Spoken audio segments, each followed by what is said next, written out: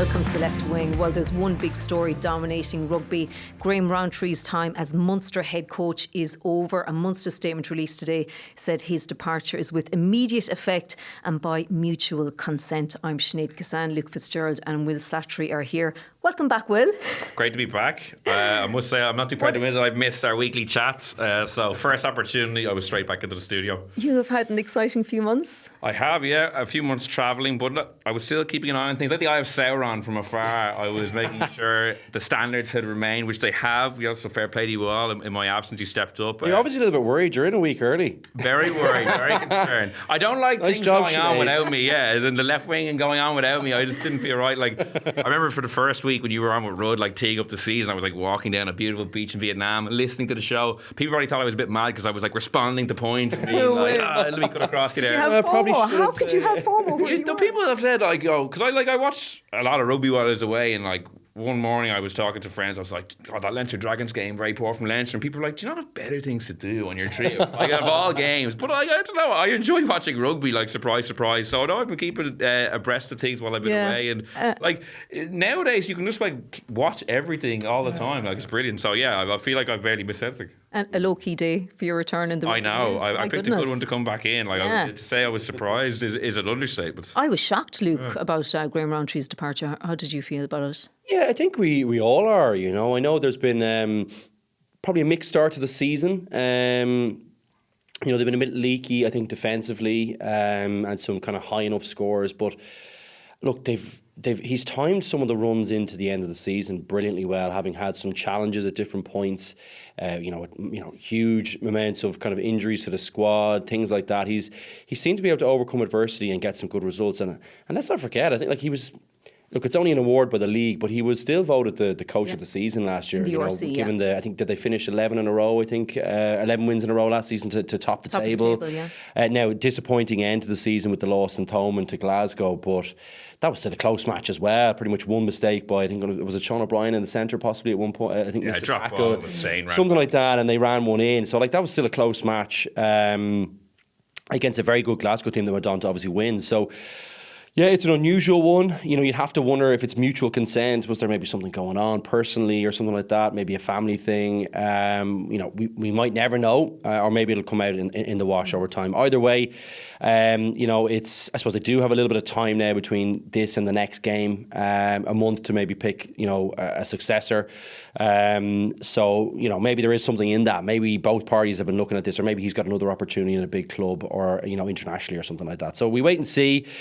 It's disappointing. I think he's a good personality. I think he's done a really good job there. I think, there's been some challenges around resourcing and financially down there. I think he's dealt with those things well in the squad. I mean, disappointing cup run last year, but still some very good consistency in the league, which I think is probably Munster are a big league team now at the moment. I'm extremely intrigued as it comes out over the next few days or a week or so. Like, what is it? The rugby reason? Is the rugby reasoning behind it? How does it stack up, do you think, as a rugby the first 6 weeks decision? of the season, they have been very poor. Like, you go back to the Zebra game, I know it was week 2 now and like going back that far, but like that was a really bad defeat. Like, and like, if you look at, they conceded 33 to Connacht, 42 to Zebra, 26 to Leinster, 34 to Stormers, 41 to the Sharks. They held the Ospreys to 0 on a really wet night in Musgrave Park, but like, That's the Ospreys though at the moment. It's been a really poor start to the season, and like for some reason the start of every season on the Rowntree has been really poor. They've only won 7 of the first 18 games, so on the 6-week block to begin each season they've been always very, very poor. I've seen some people using that as almost a defence, being like, well, his seasons have always started slowly. I don't ultimately think the results were poor enough to justify him leaving, so that makes me think, is there something else going on? What is the reason for this? I think everyone's a bit perplexed. Like, I know I was looking through Twitter earlier. Every single comment under the Munster tweet from a Munster supporter was like supporting Graham Rowntree, perplexed, disappointed, devastated. No one was like, "Oh, great! Now we can get a new coach in who knows what they're doing." That wasn't the sentiment at all. Well, there was no tipping point. That would be my issue in this thing. Yeah, like I think if the cup campaign had gone a bit rough again. And they hadn't picked up the form by kind of the middle of the kind of the new kind of cup format, in the league, I kind of would. That's where I would have been a bit thinking, okay, well, this isn't going right, and they need to be doing a little bit better here, and maybe that could have been some kind of as you say, a tipping point where you say, well, look, we have to reassess here. Is this the guy to take us forward? But my sense is that he's very well liked down there. I know him personally, obviously coaching the Lions. He's actually a really, really good chap. So actually, what you see is what you get in the interviews. I think he comes across very well there. I think he's been able to get good coaches in, which I think speaks kind of volumes, and he's been able to keep them as well, which I think says another thing. He's obviously a good guy to work with. So yeah, look, I think it's very disappointing. 6 games in, I feel like maybe we aren't giving it. It's crazy that it's been 6 games in. Les Kiss, Dan McFarlane left midway through seasons at Ulster. But there is a month to go before the next game. No, I get what I mean? that. So if they think he's not the right guy, they're playing the All Blacks Select 15 actually this weekend as well. But I know, it doesn't matter. of course. But I still thought that, it's such from Irish rugby standards, it's massively drastic.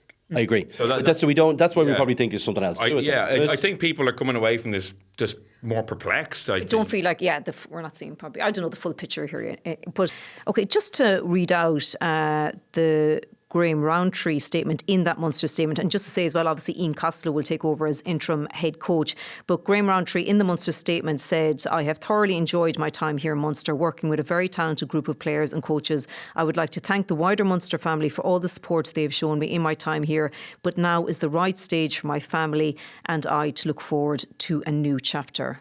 What do you make of that statement, Will? Yeah, I was saying to you earlier, I find it kind of a strange, perplexing statement, because he has been so effusive about how much he loved Limerick, and mentioning that his family in particular also really loved it, and there was no indication pre-match, post-match, leading up to it, that he was not enjoying it. So we don't know what is the stuff happening behind the scenes, but a mutual agreement to leave a job where he was having success in and seemed to love makes little sense on the face of it. Do they have someone lined up? It doesn't appear so. They say in the statement they're going to start the process now. Ian Costello is coming in as an interim.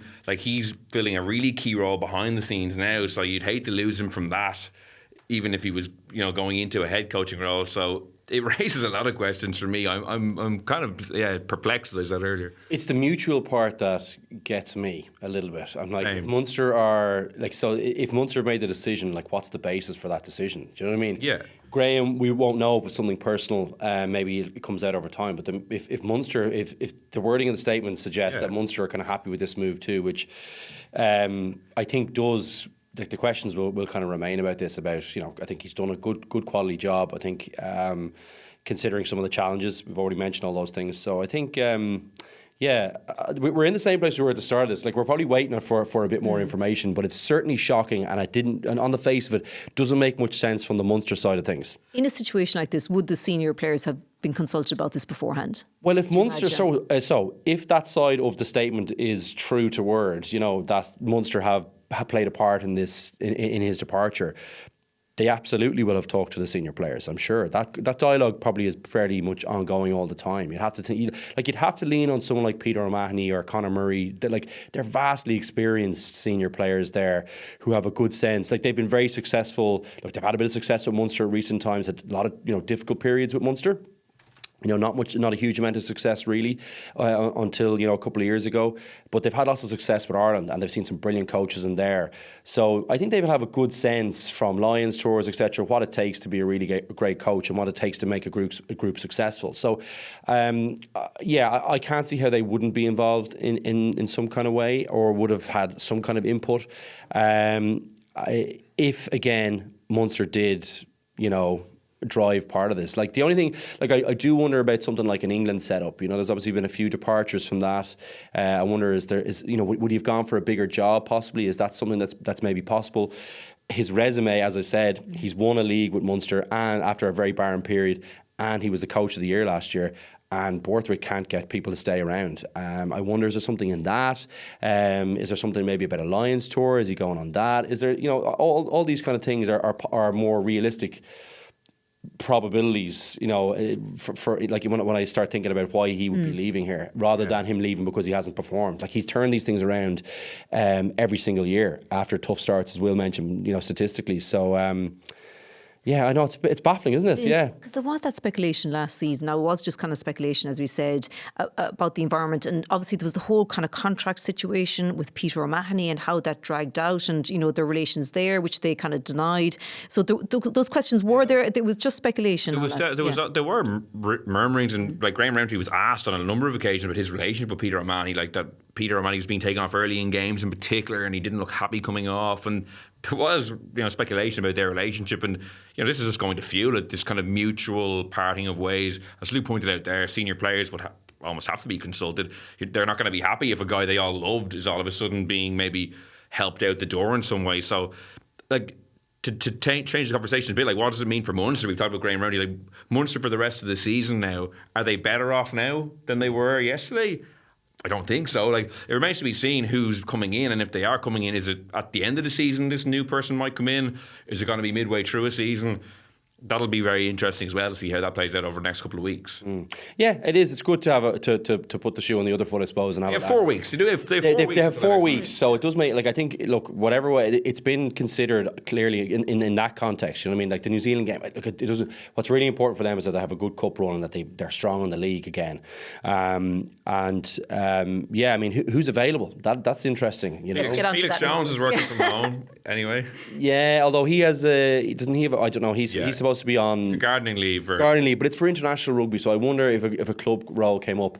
I mean, I don't know. I think I actually passed Felix a couple of weeks ago. I had a coffee with him. I think they might have just bought a house in Dublin, so I don't know. He could be hiking up and down the road, but they love Limerick. I think he obviously has a great relationship down there. Is very highly sought after as a coach. So that is a good point you make there. I'll be intrigued to see if there is someone lined up in the wings, like we saw before. Matt O'Connor, departing Leinster, and they didn't really have a plan B, and then all of a sudden Neil Cullen was thrust into a role. Like, do Munster have someone teed up? Or is this very much, it's happened over the course of the weekend, we're scrambling now, Ian Costello, you take it for now, we're going to look for someone else? That'll tell me a lot. Yeah, I think so. Well, for more on this, we're delighted to have former Munster hooker Mike Sherry on the podcast with us. Mike, did you see this coming? No, absolutely not. I think everyone is reeling after the news today. I think Munster only arrived back from South Africa yesterday, after a long journey home, after a long trip, pretty fruitless trip down in South Africa. So I, along with everyone else, I'm pretty shocked. I don't have many real ins to the camp anymore. I'm a has-been, so I'm out of the loop for quite some time. And I definitely didn't hear any rumours, anything to this effect. So yeah, absolutely shocked. I went back and I looked at Munster's start to the last couple of seasons, and the year they won it, I think it's well known at this stage. They lost 5 of the first 7 games. So I personally don't think this is a purely results and performance based decision. I think something has gone awry here. It's purely speculation because we're outside the loop of the bubble or the camp, but I just can't see it being purely performance or results based. They've done this before. They've gone away and won a trophy at the end of the season. Now, having said that, the performances and the results have been pretty worrying this season. There's stuff that's coming through that's really concerning from a Munster supporters' perspective. But yeah, sorry, long-winded way of answering. I'm very shocked. I didn't see it coming. Yeah, I mean, that, as you say, as a rugby decision, I think that's why it's taken so many people by surprise. Is that it doesn't seem to make sense, as you say. Yeah, absolutely, and Graham, along with the coaching team and along with the playing group, have proven that despite having slow starts to the season, like last year wasn't a great start to the season either.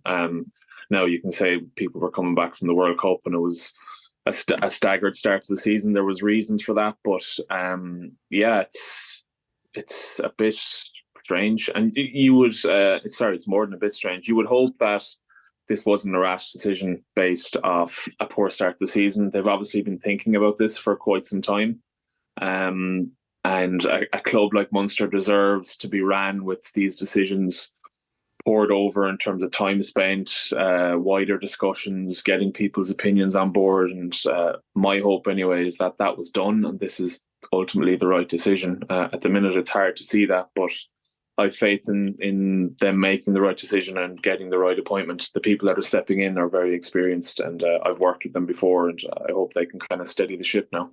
And what was your reading on the players' environment? We just spoke earlier there about, there was kind of some speculation about, I suppose about the Peter Mahoney contract situation being dragged on and kind of relations there. What was your reading of how the players were enjoying the environment under Graham? The sounds from the camp were that training was pretty brutal in terms of the workload and the intensity of it. I'm sure Luke can attest to it's nice to train like that at times. There's a time. Mike, that's absolutely not. As far away from that stuff as possible. All right, let me get to the point. There's a time and a place for it. But I think as S&C programs, strength and conditioning programs have developed and there's been more science put in, there's been a pullback from the bosh during the season, and particularly in game weeks.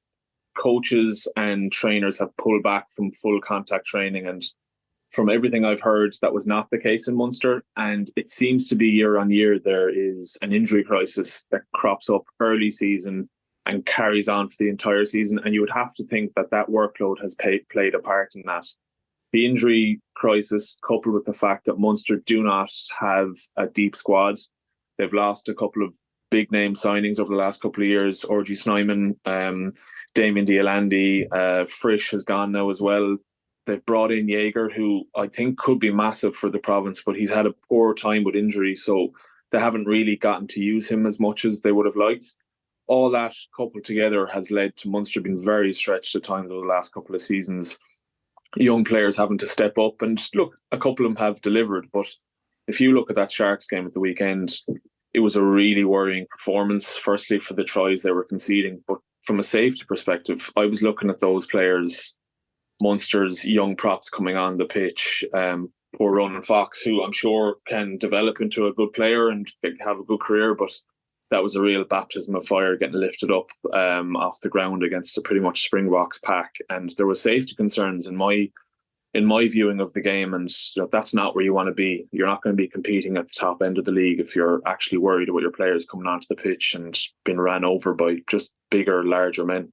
Yeah, I think Mike makes a good point there about the injuries, because that's been a massive feature of the opening to the 3 seasons. And Graham Rowntree, interestingly, was asked at length in the last couple of weeks about it, and he was very adamant that they'd reviewed their S&C and their training approach, and there'd been no correlation between how they were training and the injuries they'd picked up. So I just thought it interesting to get Mike's perspective on that from what he was saying there, because Graham strenuously denied it, but I think a lot of people who are looking on, there's been a pattern year on year with these injuries, and it hasn't gone away. And yes, there can be unluck, injuries. We've seen that all the time. But as you said, it did seem to be a fairly consistent pattern. It's a funny one too, because I had an interesting conversation with someone in Leinster about when they picked up Jason Jenkins, and now they were kind of some big injuries, and the Simon thing I'm sure as well. But they've picked up these guys from Munster, and I was like, well, why are you picking up guys with kind of bad, not great injury records? What's the thinking behind that?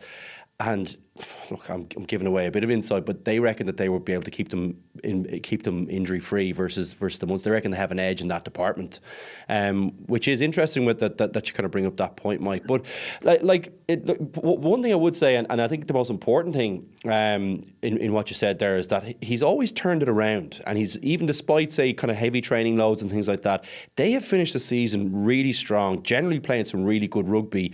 Now you could say the cup run was disappointing last year, but that was during the kind of height of the injury crisis. But the league, they've been really, really strong and have come together really, really well as a squad. They look very, very tight-knit, and they've generally corrected all the issues that we've had with them during the season. So the statement they made that it's kind of mutual, that was the bit that I felt like, geez, is that actually true? Would Munster really have been looking to offload him here? What do you make of that? They said it was a kind of a mutual agreement for both parties to go their separate ways. Do you think that's true from a Munster perspective?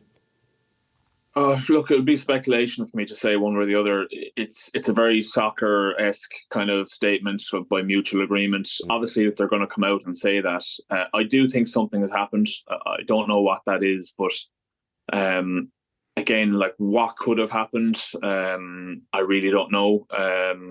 I just think it's the timing of it, the fact that they're now going into the New Zealand week. When you look back on that start of the season 2 years ago, it was the performance against the South African Select 15 down in Porky that kind of kick-started the season for them. it brought its own energy and environment as a one-off fixture. It was down in Porky. They got a huge crowd in, and from then on, they actually went on a really good run. They won like 6 out of the next 8 games after having a really poor start to the season. And I think everyone in Munster was looking at this New Zealand fixture, which is a more prestigious fixture again, given the history with Munster and New Zealand. It was on in Thumb Park. It was coming for me at just the right time. Now, probably the week after this would have been better to give them a rest after South Africa. But look, they were blessed to get the fixture. It's brilliant to be able to pull these off and get the revenue in and draw the touring sides to Munster still.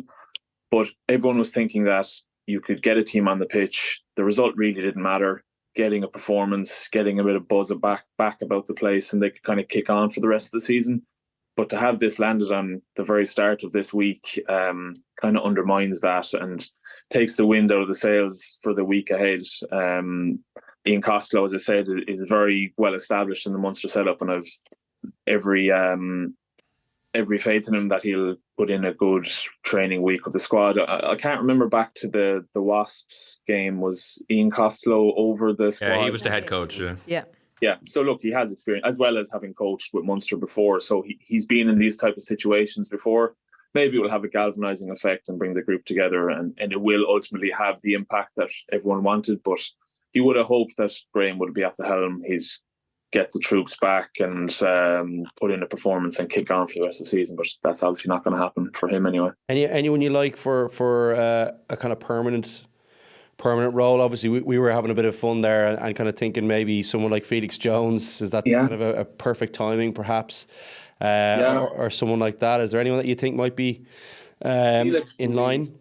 Felix, it lines up perfectly. Now, I don't know the gardening leave they might be on from the RFU and compensation that might need to be paid. All that has to be factored in. And Munster, look, they don't have a budget. They have a budget, but it won't be a budget to get a really expensive coach. So they have to box smart here. They have to get someone they can afford. And Felix, I don't know what Felix's rate is, but he would be brilliant. Look, he's highly thought of down in Munster. He came down here from Leinster and had a brilliant 10 years or so. He struggled through injuries. He grew up down here. He had his family down here. And so there'd be no shortage of connections back to Munster and Limerick in particular. So he would be amazing. He's gone away and had the experience with South Africa. I think anyone who watched that Chasing the Sun documentary sees the level of detail he goes into, the work rate he has. He's incredible to work with, and I think now that he's gone and had that experience, he will come back and be a brilliant fit. Paul O'Connell's pretty cheap, isn't he? Who? Paulie's pretty cheap, I'm sure. Yeah. Well, I wonder what his rate is. I wonder could they tempt him away from the Irish line? Paulie loves the old 1 month in camp away from the family. He couldn't do the daily grind. I think another person who is definitely worth mentioning is Mike Pendergast. He's someone that coached in the Limerick rugby scene, for the club scene, for a long time. He went abroad, got his experience, came back with brilliant ideas, has slotted into the Munster setup seamlessly in the last couple of years. And I think when you look back to the Johan van Graan era, the attacking formation and setup and style of play was a huge bugbear for the fans. It was kick chase, box kick. It was forward orientated, and they were saying we don't have the physical power in our pack when it comes down to the knockout games to play this style of rugby, which was basically like a South Africa light style of rugby. Mike Pendergast has come in. He's brought in a totally new attacking framework. There's massive width in everything Munster do, and for all the concerns at the start of the season in terms of line out in particular, defence has been woeful. When we look at it in the tries conceded, but their attack over the last 2 to 3 years has been really good, and they've developed some lovely players in the backline. Calvin Nash in particular has benefited from that. Shane Daly's had a really good couple of seasons. So that is something to keep in mind, and Mike might be a really good fit to slot in there. Yeah, I find Mike Prendergast's role and all this fascinating. As you say, Mike, he's had a transformational impact on the attack at Munster, but I think like a great offensive coordinator in the NFL, like making him the head coach, does that kind of take him away from his expertise. There's so much a head coach has to think about. I love having Mike Pendergast over that attack because, as you say, Mike, even though they've been playing pretty abjectly for the start of the season, their attack, even against Leinster, Croke Park, they sliced Leinster open on a number of occasions. A little bit unlucky not to get a few more tries there. And that's what makes me intrigued about this decision. Like, if they bring in a new head coach who might have a different style of play or a different idea about how to play the game, how does Mike Pendergast fit into this? Because for me, he's been the real, change. I think he's driven that. The success they've had, I think, has been based on his contribution. And while you want to keep him involved for sure, is making him the head coach the best way of doing that? I don't know the answer to that, but I like the idea of him just having free rein to focus on the attack. But they've also been very stingy defensively. Like, Leamy's had a big impact there too. Like, I thought that was a real coup getting him back from Leinster. I thought, and he's had an impact. Obviously, he's had a rough start to the season this year, but I think he's been brilliant there too. So I think you're right. Like, if you think about the overall coaching ticket, we were talking about how good, like, one thing about Rowntree is that you haven't heard much discord from the coaching staff. Like, everyone seems to be kind of happy, and he's recruited well there. They're probably punching above their weight if you think about the squad and the financial constraints they've had.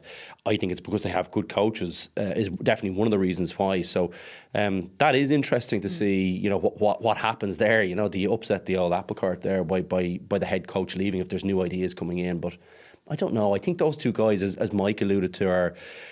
They'd be great to have in any setup. They're both good characters, both good guys, very, very knowledgeable, have had a positive impact. They're both local lads too, so I think people will be able to get behind them, and they know what Munster's about. I think that's kind of important down there as well, as it is in all the Irish clubs. You need to have some local flair there somewhere just to be able to connect with the supporters. So I think whoever come in would probably try and keep those two guys, even if you do want to change it a few little parts. But, yeah. And Mike, for the players that are there now, obviously they've got that game against the New Zealand 15 coming up at the weekend before the URC resumes again, whatever, 3 or 4 weeks later. What will this period be like for them? Like, another new head coach? I think this will be their 6th, 7th new head coach since they last won the Heineken Champions Cup. How do you expect them to respond or react? And, this could be Peter O'Mahony's last season with Munster. Yeah, look, Luke knows that this as well. Players just get on with it. They're not going to throw the toys out. They're not going to have a revolt. They're not going to not accept the new coach. They'd like to be involved in some sort of consultation, the senior players feeding up information or feedback from the group, but they're just going to get on with their job. They want to get back winning games. Just to return to a point that was made a few minutes ago in terms of like Mike Pendergast being solely focused on attack, and the head coach role takes you away from your specified role and you have to look at the broader picture. I think that's a really valid point, and I think the concern for me, and I feel like I'm saying concern a lot, but it has been a concerning start to the season. But the concern for me is that Ian Costello was in a head of operations role. He was in charge of recruitment, player retention, coach retention, the overall plan and structure put in place in the province from the age grades all the way up to the senior team. And for all intents and purposes, he had kind of stepped away from a coaching role. Now, I'm sure he was dipping his toe in. I'm sure he was helping out underage teams. I'm sure he had a little bit of input to the senior team, but he was doing no previews of teams. And if you've seen coaches, they spend their life on laptops putting presentations together to feed back to the group. It's all they do. And he's now going to be taken away from his role, which was carved out and seen as a really important role for Munster. We have lagged in the last couple of decades in terms of bringing through homegrown players, particularly in the front five. And he was there to move that along and put structures in place. And now he's not going to be doing that, or I can't see that he can be doing that as well as the head coach role. So the sooner they get it sorted, the better. I know they need to be patient. They can't just make a flash decision and get someone in the door, but it's really important for Ian Costello or whoever they have in mind to step back into that role and not let it fall by the wayside, because that is as important as a head coach role to me anyway. Yeah, okay, that's great. Mike, thank you very much for joining us this evening. No problem. I hope to talk to you soon. Thank you, Mike. Yeah, you too. See you guys. Cheers. Thanks, Mike. Thanks, Mike. Some sensible words there from Mike. Yeah, look, I think it's great to have, someone who's kind of been in the camp there. You can tell he's got some insight into, the inner workings, what's been going on behind the scenes. And I think that's a valid point about Costello as well, because I think that's something that, Rudds has talked about a little bit as well, and Keane about, some of the good work that's been done behind the scenes to catch Munster up in terms of, just increasing the number of quality players that they're getting from the local talent pool. And I think that's really important for continuity. You can't just keep buying in big issues. The finances are just not going to be there for them to keep doing that. So you have to be able to kind of really, I suppose, get as much value out of the player pool that you have. That's important for them. So they do need to make sure that they can they get someone as quick as possible. Also knowing that you might need to take a little bit of time over the decision. So trying to find that balance is going to be important for them. Well, to use the word concern that Mike touched on there, like if I'm a Munster fan today, like hearing Mike's kind of assessment of boxing clever and getting someone they can afford, like after a very popular coach is let go, and you're thinking maybe could we get a Felix Jones, and you're hearing like we might have get like a guy on a budget, that Munster supporters won't be happy. And I know we were talking earlier, it's only the All Blacks 15 earlier, but like those one-off fixtures for Munster in particular are always big occasions. They are like, big. It's different for like other teams when they have a touring team. That Munster have that history, so there'll be a really sour atmosphere around this game. And not that it matters massively in the long run, but there's a huge challenge now to like kind of turn this around. And if people are in the dark about the process as to why he left, it won't be easy, but it'll really be ultimately vindicated or not by who they get in and how they kick on. But if it is mutual, though, the one thing about it being a mutual is that they don't have to pay him out, so there might not be any financial cost to that, and that position will be well paid anyway. So they might be able to track someone like Felix in, or someone. Which would make people get over it pretty quickly. I think it would, yeah. But that's the key point, is that I think people are hurting about this one, and it would be good if they can. And we don't know if it's like something personal, like an illness or whatever. You just don't know at this juncture. So it might be a couple of months before we get that information, and rightly so. We don't have no right to that information, but I think the one thing about if that statement is true, and I keep going back to it, if it is mutual, that means that they probably didn't have to pay him out. Which means that there's probably no financial impact at this juncture, and they might be able to go and get someone that doesn't come out of the coffers, because that's important for them down there at the moment too. And when we talk about who could possibly take over, have we gone this far and not mentioned Rochelle and O'Gara yet? Even though I'm not sure about the likelihood of that happening, but it's still a good likely that Graham Rowntree returns, I think, for this weekend, and Rochelle and O'Gara takes over as Munster head coach. Well, I don't Unfortunately, know. I wouldn't say there's a zero probability of that, but I think it's unlikely. I think he seems to be in a good role there. I think he still has unfinished business with La Rochelle around the league, definitely. I think over there. And I think he's tied up until 2027. Oh, well, I think it really suits him over there. Yeah. Family seem to be getting on well. I'm sure he's very well paid, and he's doing a great job. So I would think around 2027 seems like a good time for him to be looking. If he wants to get that Irish role, like, does he come back to a province before he does that, or how does that work? Then maybe there's an opportunity then. So good that we're bandying around the names, though. It's a fun conversation to have, and I'm sure all the supporters will be doing that over the next couple of days as well. Yeah. Okay. Is that everything else on that we can think of? I think yeah. We've actually rinsed 4 Munster today. Jesus. Well, you were always, pretty middle of the road with them, Luke, from the start of the season. Like, even after that defeat, to Zebre, like, you were like, let's wait here, It's probably because they've been able to turn it around, Sinead. Well, that's and I haven't thing. kind of been panicking. You haven't, no. Whenever I probably have in previous seasons, and I was definitely the defence on a couple of occasions over the last couple of years. There's been periods where you're kind of going, like that was a kind of an ugly 3 or 4 game stretch, but they've always seemed to get it back together, and they've had that squad unity despite some of the things that some of the murmurings that we kind of mentioned earlier on about maybe some discord between kind of senior players and management at times or whatever. None of that seems to have rung true on the pitch. They seem to have come together at the right times. So that's probably why. But this is kind of a more challenging couple of weeks for them now, and it's a really important one, because they're at a bit of a crossroads, I think, in terms of some young players coming through. Like they've lost a couple of kind of international players. Do they have the pulling power? A good coach is actually important for that. If you want to get a few good, if that's important to Munster going forward, that they have 1 or 2. And I think it's important to most teams that you can recruit in well. A good coach really helps with that. So I wonder, who comes in? Can they bring on the young guys? That's important for continuity, but can they have that little bit of star power as well? Because Munster's still a massive club, huge club. It's also funny, the narrative shifts. Like at the end of this block, obviously the performances haven't been great, nor have the results, but people would have been like, well, they've done it before, they can build it again. Now it's like, this club is in crisis. You know, the decision today has now actually changed the narrative completely, and now the focus is, this is a crisis club that needs a new coach. Whereas before it's like, they'll build with the All Blacks game, and by the time the lads come back after November, they could turn it around. And now it's less appealing for a coach coming in now, because you don't have a pre-season. You know what I mean? You don't have a chance to recruit in. Now maybe the expectations are low. The only thing in your favour is that the point you made about the coaching staff in situ, like the guys who are coaching the attack, defence, I think they're all pretty good people. They're easy to work with. I know some of the guys personally, like really easy to work with, hard workers, smart, really know the game. So I think that's probably one thing that you say is probably in there in the incoming coaches to his advantage, or something that they might like. They go, well, I can work with those people. But yeah, I mean, middle of the season, tricky to turn it around. Yeah. Well, this podcast was meant to be kind of looking back on the URC weekend last weekend. So let's just quickly rattle through that before we finish.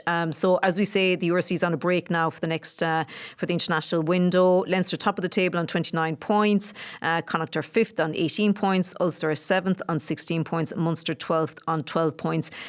Quick one on Leinster 24, line 6.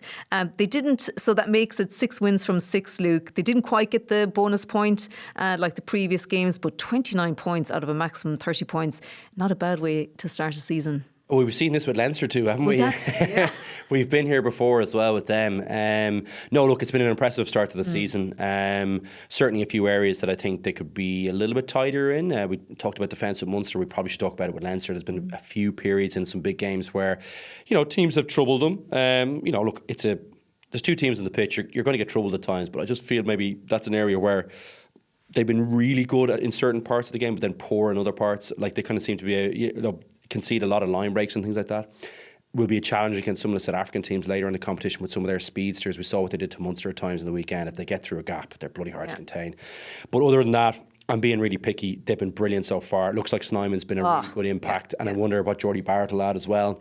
And where he fits in. And where they play him. That's a real fascinating thing for me. Just where they decide to play him, or how they decide to use him. He can play anywhere, I think. Really, he's such a good player. And I think they've probably discovered, like, even though Frawley's been injured, I think it looks like they've probably made that decision, and he looks like he's got off to a good start to the season. Has been very good in the games we've seen. So interesting to see how his season, how he comes back from the injury, but also how his season, I think, progresses. Looks to me like he, got more comfortable over the summer in his own skin, playing very, very well. Looks strong. He looks like he'll be the guy maybe to get them over the line, because that's the key position for Leinster. I'd love to know if there was a conversation with Leo Cullen over the summer, like going into the season, saying you are going to be the guy, or if it just naturally, when it came to selecting that team for Benetton, when he wheeled out the big guns, it was given to Frawley, or if he actually went to him and said, "Look." It's hard to have that conversation with I think players, he did intimate that that he said that that 10 is his kind of preferred position now. Frawley said that. Yeah. Sam Pendergast as well. Yeah, he looked good. He looks a little bit like he's filled out. That's going to be important for him. He looks like he was a bag of bones last year, which is only a kid, but certainly some good touches. He was good off the tee as well for most of the game, I think. And look, it was a bit messy. It was a bit slippy. It was a bit, they were a bit tricky. I like that it was tricky though. It's good that it was tricky. It was good that it was tricky, and there was some young blood on the pitch, which I thought did quite well at times, but a few messy bits, as you'd expect. But overall, brilliant start to the season. I think they'll be, again, what I do hope now is that they do capitalise on this. They need to, this is a competition that they need to be winning. They need to win now. They can't be messing around with this at the end of the season, not picking players. They got to, get the right guys out in the pitch, give people game time during the season. But when it comes down to it, whoever's played the best, whoever's done the best throughout the season in the league for them, starts the games, and they've got to treat it like a proper competition at the end of the season, regardless of what happens in the cup. And one thing we've seen, I think, especially with the South African teams coming in, is at the end of the season, like the narrow margins in the table are huge between going to Loftus Versfeld or having a home gamer. Yeah. And I think even looking back on week 1, going to Edinburgh and winning with a 5-pointer. Like last season, they went to Glasgow and got hammered in the opening day. They ultimately missed out in the home semi-final by 1 or 2 points. So even that, and picking a strong team in Benetton, getting the bonus point by half time. Like Benetton beat I think they narrowly lost to the Bulls, but they're competitive at home. It's not a gimme. So by going with a strong team and banking that 5 points, it shows maybe they're taking it a little more seriously. But look, ultimately we won't know until they pick those teams for later in the year. But I suppose they have tweaked things slightly without having selected their teams. And look, they've 29 out of 30. they're in a strong position so far. Yeah. Connacht, fifth in the table, 5 tries in their 31-7 win over the Dragons in Galway on Saturday night. Third win of the season for them. Further evidence, really, of the good job that Pete Wilkinson and his coaching staff are doing over there. Good to see a lower scoreline for me. That was the kind of key thing. No, that's, we talked about we were Munster's saying kind of conceding lots of points. Connacht have been in the same boat, so I think they'll be really pleased with that part of the game the most. I think. Also, some good showings from Blade, and I thought Devine had a lovely touch for the try as well. Bit of pressure on Murphy, who's got off to a flyer this season, but like that's kind of good as well. So you can see a little bit of competition coming through in a key position on the pitch, because that's really key for them. If they're playing a fast-paced game, their 9 needs to be kind of controlling things and dictating. They have 3 9s that they're up. Yeah, but they are, and they're all Very, top quality players, you know. So that was good. Prendergast got a lovely. That was strong. Like he looked strong. He looked strong all day, but that was particularly. I know it was against a 9, but he bashed him like it was. Oh, he did. I He think the captaincy is suiting him as well, actually. I think he looks good, doesn't A he? new contract announced today, 3 years as well, so it's locking him up and having him as kind of a real guy to drive on for. He's a brilliant athlete, isn't he, Will? I like him a lot. I think it's great. Bundee Aki as well is actually really seems to be enjoying it over there. They're playing him at the start of the season. His offload for the Caelan Blade try was brilliant. Yeah, it was class. Yeah, Yeah, really really it was actually a lovely team try, to be honest with you. There was lovely bit of interplay before that, but like Bundee's a massive player for them, like huge. Like you can see that they've got the quality. You know, the nice passing, they've got the kind of quick players. He is the guy that brings up that backline together for me. He gives them that physicality. If they need a bit of go forward, if they need a big tackle at a key time, if they need a big turnover in the backs, he is the leader in that backline. He's got the experience. He's one of the best players in the world, I think it's fair to say. Definitely over the last 2 or 3 years, I think that's a fair enough comment. So I think they're going in a good direction. I think the key thing is against bigger teams, can they contain them defensively? That's a good start, and it's something to build on, a bit of momentum. But they need to continue that now. That needs to happen. Like when we come back at the end of November for league games, that if I was Connacht, that's the area I'd really be focusing on for this little period. Is like, can I bed in my thinking here? Can I continue on with some of the good defensive play that we saw on the weekend against the Dragons, and can we kind of continue that all the way to Christmas? Think about it in little blocks, and if they do that, if they're stingy there, I think they stay in those kind of qualification spots. I think they might end up in there if they can do that. If they don't, it's anyone's guess, because it's going to be a cricket score every game. You know? I'll be intrigued to see if they take the Challenge Cup seriously or if they really just focus on the URC, which I suspect they might, because they want to be back in the Champions Cup if the stadium is done for next year. To fill that with some good European ties would be good. And you mentioned Cathal Ford there; he's having a fantastic season, and it'll be interesting. Bundee Aki, obviously great to have him playing well. There was murmurings of maybe Toulon sniffing around. To be fair, at a Connacht level, like Cathal Ford is really good. Hugh Gavin is a huge prospect in midfield. They actually have some good young midfielders there. Obviously, they want to hold on to Bundee Aki if they can, but if he was to leave, I think they at least have a couple of really good, young, exciting talents. They're not left in the complete lurch, but it's still different having a marquee. He is a marquee. Yeah, look, he's better than Cathal Ford. He was one of the best players at the World Cup. Yeah, I think he's the best player in the World Cup. So when Robbie Henshaw left, there was a massive void there. I feel like Cathal Ford looks like a really good player who at least, and him and Hugh Gavin in midfield. But even having Hawkshaw there, they have a little bit of guile there as well. They needed a little bit. He's had a few brilliant tries for Connacht this season. He's got good pace. He's got he has that little bit of 10 in him. He's played a little bit of 10. So I think he's got that bit of creativity if they want to change things up. As the game opens up. So. Just needs a run of fitness, I think. Yeah, but although he struggled a little bit defensively the last couple of weeks, I think. Look, I think he's a nice change to have. So they have got options in the backline. The backline isn't going to be the issue for them, I don't think. It's that defence, and it's can they deal with those heavier packs throughout the season. But if they can get the pace of the games up.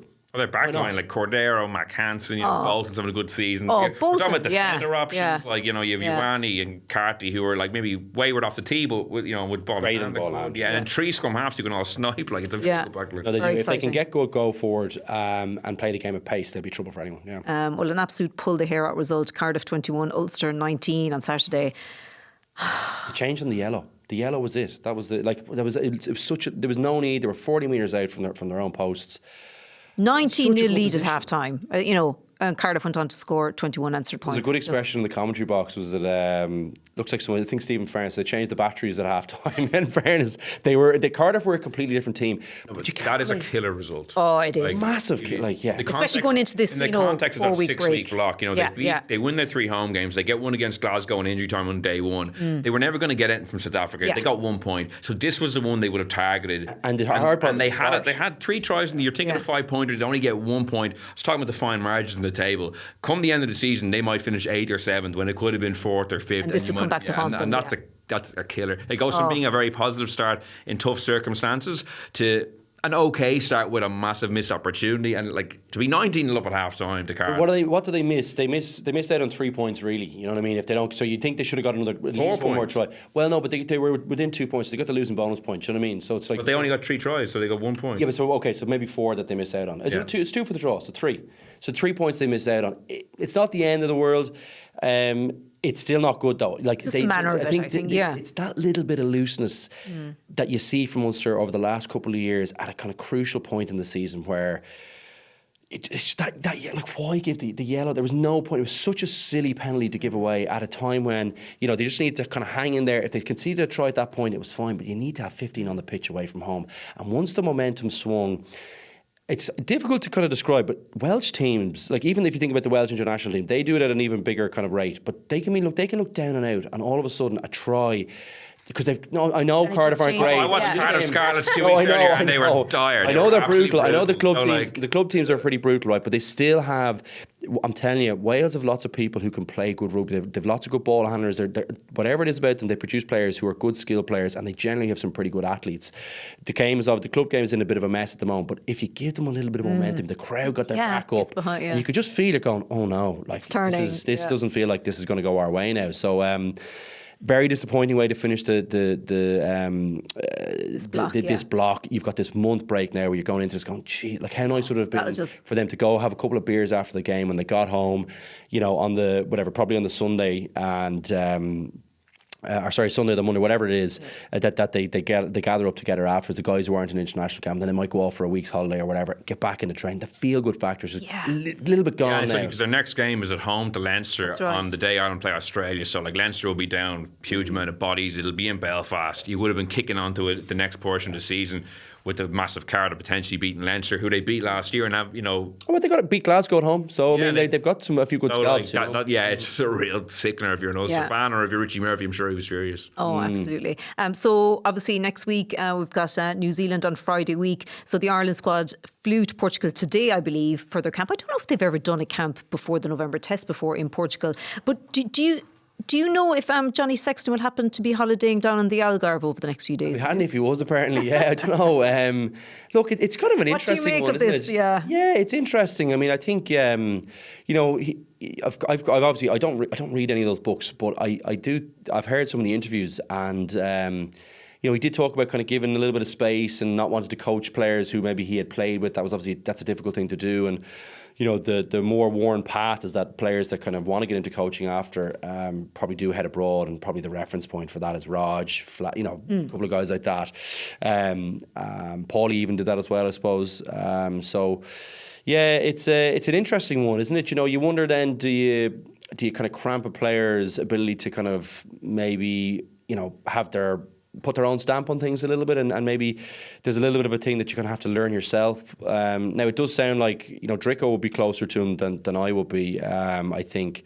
And I think I think it was him saying that maybe he had been probably doing this role in a kind of unofficial capacity anyway, or people have been calling him looking for advice. So we haven't heard anything formal from the RFU as far as I know at this juncture. It sounds like there might be something in the pipeline coming on this. It's a little bit unusual, I think. But look, you can certainly see the value. There's no doubt the guy has forgotten more about rugby than all of us will ever know. You know, is that something that is that a waste of a resource? Possibly. But is this the right time to be doing it? I don't know. There's generally been a positive feedback, Will, but not from you. No, like as Luke mentioned, like his rugby intellect is obviously phenomenal. He knows the game inside out. But I just think he wielded such an influence in that dressing room. Like we heard James Ryan, James Lowe both say like that standards weren't the same without him. That Ireland won the Six Nations. They beat South Africa in South Africa. It's not as if a team has gone off a cliff and really needed him to galvanise them. I just like the idea of this new generation of players, led by Caelan Doris, his first camp as captain, being able to just find their own voice, especially as two out halves, like Jack Crowley and Kieran Frawley, were likely to be the two vying for game time. to do it their own way, and not that Johnny Sexton will be overbearing, and he's obviously been asked in. It's not unwanted, help or anything like that. But I just like the idea of the two guys finding their own way out of Johnny's influence, because they're obviously going to be hanging on his every word, and probably it's all going to be good stuff. But there's something about it that I like the idea of the young players in the team, led by Caelan Doris, doing things their own way. Like Johnny was involved with the team since 2009. That's 15 odd years. I think it's no harm for the new guys to drive things on, and it does seem. But if he's going to make them a better player, I actually saw Sam Pendergast say he was reading Johnny's book, but I would be eating up everything. Like, he's not there as a player, he's there as a coach. He's only going to try and help you become a better player. The one thing I'd say, just knowing him personally, he's actually, it's just in defence of maybe that point, and it's actually a valid point, I think.